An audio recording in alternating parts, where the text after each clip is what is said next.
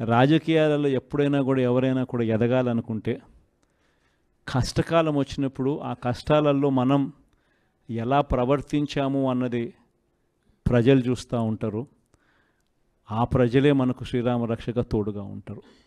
దయచేసి మీ అందరికీ కూడా నేను ఒకటి చెప్తా ఉన్నా, రాజకీయాలలో విలువలు ఉండాలి. రాజకీయాలలో ఉన్నప్పుడు విశ్వసనీయత అన్న పదానికి అర్థం తెలిసి ఉండాలి. కష్టాలు వస్తాయి, కష్టాలు రాకుండా ఏ సృష్టి ఉండదు. కానీ ఒక చీకటి వచ్చిన తర్వాత ఖచ్చితంగా పగలు రాక తప్పదు. చీకటి వచ్చిన తర్వాత మళ్ళీ వెలుతురు రాక తప్పదు. ఆ చీకటిలో ఉన్నప్పుడు, ఆ కష్టాల్లో ఉన్నప్పుడు మనమేమిటి అన్నది ప్రజలు మనల్ని చూస్తారు.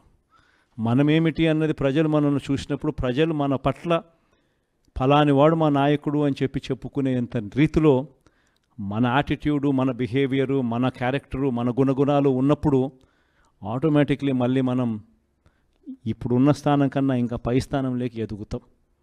ఇది మాత్రం ప్రతి ఒక్కరూ ఖచ్చితంగా గుర్తుపెట్టుకోమని కోరుతా ఉన్నా.